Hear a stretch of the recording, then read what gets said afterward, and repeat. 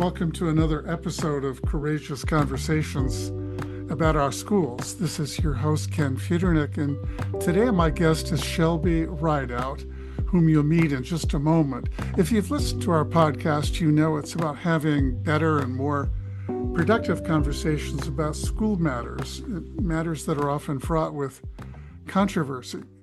We've also been focusing lately more and more on how students interact with one another, both inside and outside the classroom. The heightened conflict and polarization we're seeing across the country among adults is also happening among our youth, in large part because of social media and the extraordinary amount of time kids spend on their devices. That's something that should concern all Americans, I think, because it's fueling the rapid rise in mental health issues, including what some have called an epidemic of loneliness. That in turn has contributed to soaring rates of absenteeism in schools, and it interferes with students' ability to learn. In the last episode, we featured a program called Breaking Down the Walls. It's a highly successful program that gets high school students talking to one another and to classmates oftentimes they've never spoken to. The walls come down when they start sharing stories about themselves and begin to see one another as humans who share much in common. Well, today my guest, Shelby Rideout, is going to share a successful in-the-moment strategy that she's used when her students get trapped in messy conflicts. Her story and this strategy was featured in a People magazine in an article also in USA Today, which is how we heard about Shelby in the first place. Shelby, welcome to the podcast. Hi, Ken. It's great to be with you. So before you tell us about that strategy, just tell us a little bit about yourself, where you live and what you do. I live in Nashville. I have 4 kids, 2 dogs, and a husband. I got my degree in education at Vanderbilt University many, many years ago in special ed and also elementary ed. But after graduation, I moved to New York to be an actress, which was always the plan. But I was always working with children. And to be honest with you, I'm a far better educator than I am an actress, but I had a fun time doing that. I went back, got a degree in sign language interpreting because that's what I had specialized in with special ed. And in 2015, I created a program called Bright Signs Learning that involves my puppet, Polly, there's his feet, that teaches young children 6 months to age 4 communication and reading skills, like really young, but using sign language. Oh, wow. And now I freelance, substitute, and interpret just as I'm needed at home as well. So, Yeah.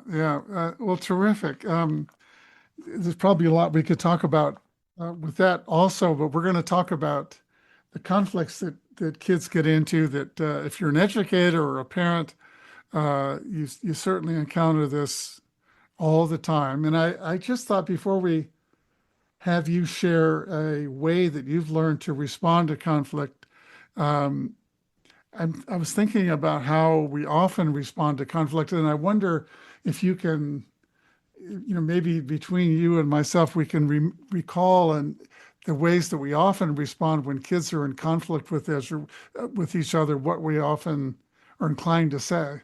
Time permitting, when you're in a classroom situation or even home with your kids and you're in the middle of doing something else, it's very easy. We've all done it.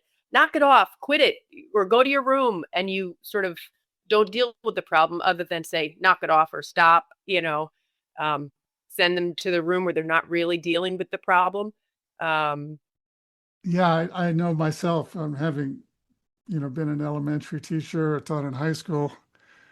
I don't know that it ever came up in my 20 some odd years teaching at the university, but you say, go work it out, or you'll say to someone, if you heard something that someone said that was inappropriate, you say, I want you to apologize, which, if you do get an apology, it's usually not heartfelt, and the person receiving it doesn't usually hear it as heartfelt, but we often have to move on. We can't stop and always deal with it then. Well, as you said, to say, go work it out. I love that, because working in elementary, we say, go work it out, but we're not giving them the tools of how to do that. Yeah. Good advice, work it out, but they need a little bit more, adults sometimes too, of, well, what do I do to work it out? Yeah, that's right. And there were times when I was teaching many years ago when I would send a couple of kids outside and say, work it out. And lo and behold, once in a while, they'd come back in with the smiles on their face. I don't know what they did necessarily. And uh, but I think you're right, unless they have some tools to kind of figure it out. And that may be related to what you're going to talk about, because I think this questions or the response that you have in the moment is something that maybe kids could learn to do without having an adult around to guide them through this. Right, right. Well, it's funny. It did. I had posted something on TikTok. I'm of a Gen Xer, but TikTok has taken a liking to me. But my rule with TikTok is I only put out positive things. That's it. There's enough negative out there. And so I had posted a situation that had happened in a school I was working in, and these two students were getting into it in the hallway. We were kind of waiting for the bus. They line all the kids out in the hallway, and these two girls were just going at it. And I it was raising, the voices were raised. I came out, I said, what is going on here? And I was shocked to see the two girls that were involved, because both girls individually were really kind, sweet, lovely girls. And they were getting into it aggressively, calling each other names that were inappropriate and unkind. And as I said, stop, stop, stop. What is happening? And they stopped. And I said, gosh, this is so uh, hard for me to believe, because we're I like both you girls. And so what we're going to do, I said, actually, what I said to them was, what happens when I go out in the world and I look for a problem? And they said, no, what happens? I said, I find one. Every time I look for a problem, I find a problem. I said, we're not going to do that. We're going to find common ground. So I said, I'll start. I said, you are so wonderful, Stella. I think you are a wonderful person, and you're really kind, and you always say interesting things in class, and I've seen the way you treat people, and it's really kind. And I said, and to the other girl, I said, same with you. I said, you're so fun and sweet and kind to your friends. I said, you guys have that in common. Mrs. Rideout thinks both you girls are just kind, lovely individuals. And so I said, is there anything else that we have in common? And Stella goes, I know something we have in common. I said, great, what? I don't even think I asked her. I think she on her own said, I know we have something in common. Jesus. And I said, now people have a lot of beliefs. So I looked at the other girl and she said, looked at Stella and she goes, yes, we have Jesus in common. Stella went on, I got another thing. I love Ethiopian food. And the other girl was Ethiopian. And I said, oh, you like Ethiopian food? She said, no, I don't, but I love the bread. The little girl says, it's called injera. And they had forgotten about looking for the problem. They then were just involved in almost a game of finding out what they did have in common. 10 minutes later, these girls were laughing and hooting and hollering in the hallway, and it was done. It was great. I was surprised how much attention it got, but we're living in a world where I think people are looking for problems and not common ground anymore. So it was sort of this revolutionary. Oh, how magnificent. It sounds like this kind of thing could work in a case where the so-called problem they're dealing with was sort of manufactured. It was a symptom of something else, but there isn't really an issue to be worked out. And in that case, what happened is the in quotes problem just kind of dissolved away because it occurred maybe for reasons that had nothing to do with what they thought the problem was. And as soon as they realized they had a lot in common, it didn't matter anymore. Is that what you're finding, is that just changing the focus is what's going on here? Well, and you think about, well, what causes us to argue with somebody or have conflict? And it's insecurity. It can be insecurity. It can be you feel threatened that their ideas are different than your ideas, which, again, as adults and as a culture in this country, we are really getting further and further away from understanding, oh, you can have a different idea than me, and we can still be really great friends. We can really actually exchange ideas and find out, oh, I see why you think that. And we've just gotten so far away from that we're threatened if someone has another way of solving a problem. What I realize in political conversations with people is usually at the root of it, we all want the same thing. So we all want to protect our children. We may have different ways in schools of how we feel best to do that. But we have to remember, okay, we all love children, or we want to keep our children safe, or we want them well educated. That's the basis. It's okay if we have different ideas of how we do that, remembering that our goal is the same. That's what's important. So it's the same, I think, with children in conflict and stuff. It's okay, insecurity, or, oh, I feel threatened that they have another idea than me, or I've taken something the wrong way. And once you sort of change the focus, as you said, onto something else, well, let's figure out, what do we do have in common? And there's something very safe in feeling that way. Oh, there's an understanding between us. And then you kind of go from there. Amanda Ripley, who I've interviewed, she's a terrific expert on conflict. She has a book called High Conflict, and how we get trapped and how we get out. In that book, she talks about something she refers to as the understory. And she says in all cases of high conflict, and I don't know if what kids sometimes present to us in terms of conflict rises to the level of high conflict, but for them, and sometimes in that moment it is. And if you're a teacher, it's certainly at the very least a distraction. But she says the understory is often, and you alluded to it, it's often fear or respect or control or overwhelm, or some combination of those things. And it's not really the thing that is on the surface. And she says that one of the things that often can avoid that or get out of it is something that has been studied by many researchers called contact theory. And it's the idea of bringing people together and spending time talking about things that you have in common. And it's just, the idea of breaking bread together, or before we start in talking about our views about how we're going to teach, or how we're going to, where there could be differences, healthy differences of opinion, we're going to spend some time just interacting with each other. In that program I mentioned to you, Breaking Down the Walls, what they do is they get kids talking to each other about very, very simple things. And it turns out kids say, I ended up talking with, 10 kids today I've never even spoken to. I didn't even know who they were. And they're just talking about silly things.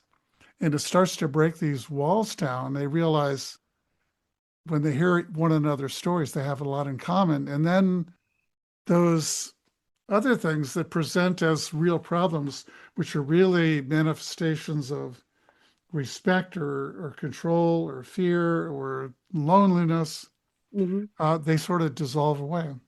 Yeah. Yeah. And in today's, you had mentioned in your intro about kids being on their devices as much as they are in this loneliness.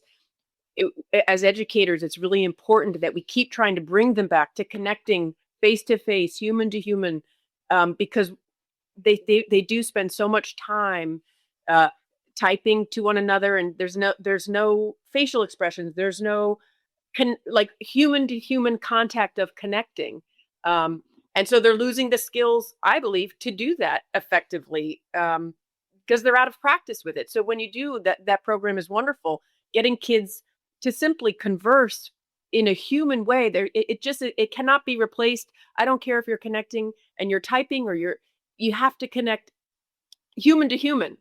Yeah, I really believe that. yeah. Your response to these two girls, and they went from going at each other to laughing, and it just seemed like it, it solved the problem. Were you able to follow their relationship, and were things better for 10 minutes, or were they better a week later? Better. Just it just continued on that path. I feel like sometimes when we feel like we're on the same team as someone, when you have a class and then they go to gym and they're competing against another class, and all of a sudden it's like, we're in this together. We got to beat their class because it's like anything common like that. So these girls had, especially, there wasn't other people involved. It was just one-on-one, and they really connected on really some deeper issues, funny enough. And it can be something simple. These girls happen to connect on something deeper, Jesus for them, and then also something simple, a kind of food, which actually one girl didn't even like other than the bread. but it really took it to a deeper level. There was never an issue after that. And it was interesting how quickly they wanted to jump in and find common ground. Mm, I think partly also, and I'm not always successful at this, you'll see parenting experts and stuff say that, you know, anytime I respond calmly to someone, it goes great, whether I'm responding to a student mm, or my children. And sometimes life gets in the way and we say, stop it. But what only all that does is escalate. So I think part of what happened too was like, gosh, what's going on here? And just kind of responding not at anger that they were having a conflict. It was more, we were getting off the conflict part. I'm not going to be angry about that. We're going to go to a happier place and we're looking for good things. So, but like I said, it's not always easy to respond that way, but giving them something to mirror as far as like, wait, we're just kind of letting the air out of the tires. This is yeah. too high. We need to just bring it down and bring it down in your voice and in the way in which you're communicating. And then they kind of follow suit. Like I said, I'm not always successful, but when I am, I said, boy, that really works.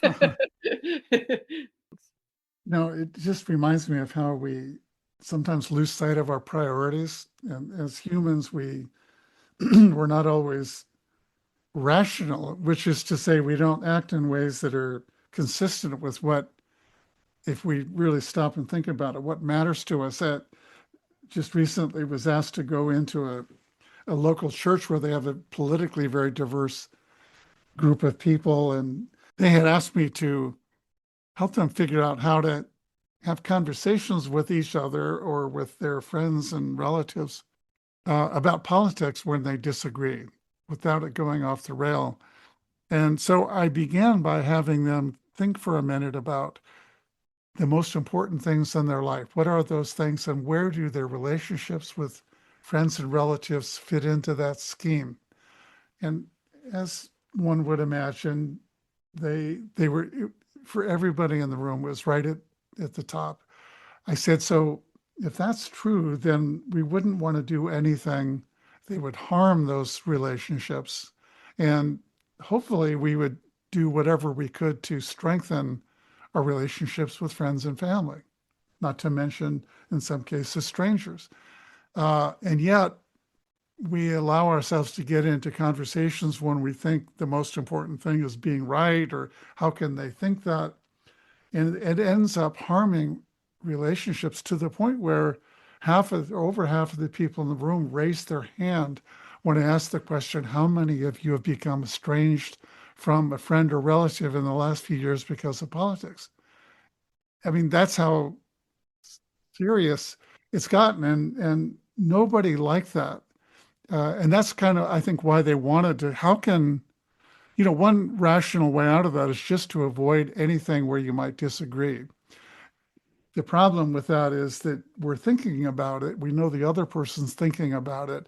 Is there a way to come together and listen to each other, maybe discover that you don't necessarily agree as much as you thought, or you really do disagree, but you're willing to put your relationship first and just say, I'm going to accept the fact that we don't agree on that, but I am a friend. We are related.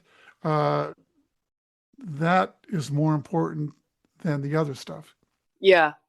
Well, I think you did a smart thing there too, was just saying starting out with, how important is, what is your priorities? And they realize we share in that. Our priorities the same. So how are we going so far off our priority where we're losing relationships? If it's a priority, that means it's number one. Yeah. So if you're behaving another way, it's no longer number one. That's not a priority when you let it fall through the cracks like that.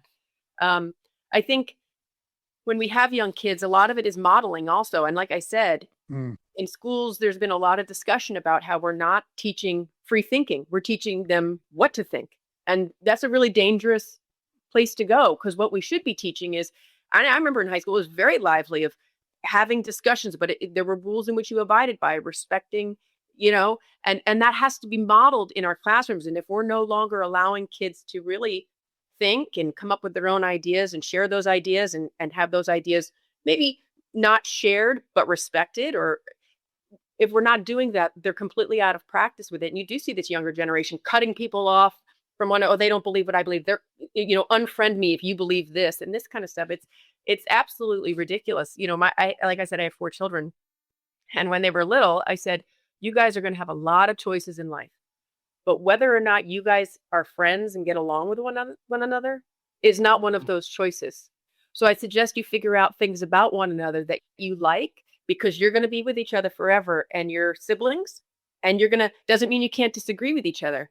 And I see parents who like, oh, my kids are so different. They don't have a relationship. I'm like, what? How are we just acquiescing to that just because they're different?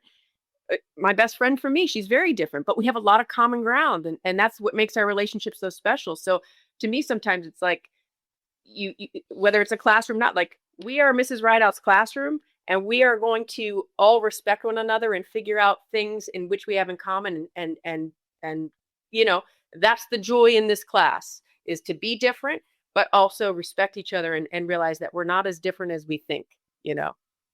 Well, let's leave it there, Shelby. I want to thank you so much for being a guest on Courageous Conversations about our schools. I think people will appreciate the suggestion. As People Magazine called it, I'd sort of a hack, and I'm always suspicious of overly simplified hacks. But I think in this case, that kind of reset that you found has worked with a number of people, including your own kids, but many of your students, is something that people can take away, and something you can implement now. I mean, you could probably encounter this either with people that you know yourself that you're in conflict with, or the students that you're with that invariably find reasons to get in conflict with each other. And sometimes this simple reset of going to, let's just suspend this for a minute and identify the things that we have in common, can